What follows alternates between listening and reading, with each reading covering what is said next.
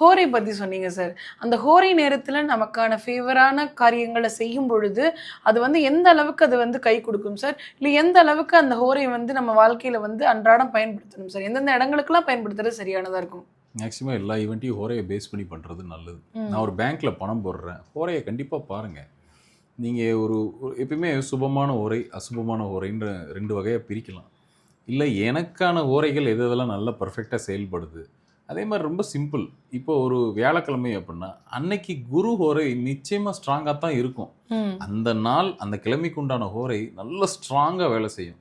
நீங்கள் அந்த நேரத்தில் போய் அதுக்கான வேலையை மேற்கொண்டு எடுத்து செய்யும்போது அது உங்களுக்கு பர்ஃபெக்டாக நின்று வேலை செய்யும். சரி, இப்படி பார்ப்போம். இப்போ நான் வந்து எனக்கு குருவோட ஆசீர்வாதம் வேணும். நிச்சயமாக ஒரு குரு இல்லாமல் யாருமே கிடையாது. ம். நான் சொல்கிறது குரு கிரகம்ங்கிறத விட எனக்கு ஒரு குருநாதர் வேணும். அவரோட ஆசீர்வாதம், அனுகிரகம் இதெல்லாம் வேணும். சில பேர் என்ன பண்ணுறோம் அப்படின்னா, ஒரு சாய்பாபா போய் வழிபாடு பண்ணுறோம், ஒரு சித்தர்களை பிடிச்சிக்கிறோம்.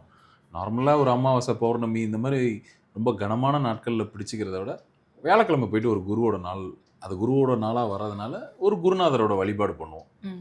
அதுலேயும் குரு ஓரையில் போய் நிற்கும் போது இன்னும் அதிசிறப்பு. காரணம் என்னென்னா, அது ஒரு குருவோட நாள், ஒரு வியாழக்கிழமை.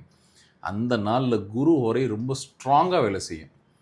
அப்போது அந்த நாளுக்கு உண்டான ஹோரையில் ஒரு வேலையை செய்யும்போது அது காலத்துக்கு நிற்கும். நீங்கள் 10 நாள், 20 நாள், 1 வருஷம் செய்ய வேண்டிய ஒரு தியானத்தை அந்த குறிப்பிட்ட ஹோரையில் அந்த குறிப்பிட்ட நாளில் பண்ணிங்கன்னா ஃபாஸ்ட்டாக உங்களுக்கான அந்த பலன் இருக்கு இல்லையா, அது ஃபாஸ்ட்டாக இழுத்து கொண்டு வந்து கையில் கொடுக்கும். எல்லா லைஃப்பில் நடக்கிற எல்லா ஈவெண்ட்டும் ஹோரையை பேஸ் பண்ணி தான் நடக்குது. நம்ம அதை கவனிக்கிறது இல்லை. நீங்கள் என்ன பண்ணணும்னா, உங்கள் லைஃப்பில் நடக்கிற ஈவெண்ட் எல்லாத்தையும் முதல்ல ஒரு டைரியில் எழுதுங்க. அதுக்கு ஈக்குவலண்ட்டாக ஒரு ஹோரையை போட்டுக்கிட்டே வாங்க. எந்த ஹோரையில் என்னென்ன ஈவெண்ட் நடந்திருக்குன்னு உங்களுக்கே புரிய ஆரம்பிச்சிடும். எந்த ஹோரை உங்களுக்கு ஹெல்ப் பண்ணுது, எந்த ஹோரை உங்களை விட்டு கொடுத்துருது, உங்களுக்கு ஹெல்ப் பண்ணல, கை கொடுக்கல, அந்த கிரகம் உங்களுக்கு வீக்காக இருக்குன்னு அர்த்தம். இதை பார்க்க ஆரம்பிச்சிட்டிங்கன்னா உங்களுக்கு ஜாதகம் தேவைப்படாது.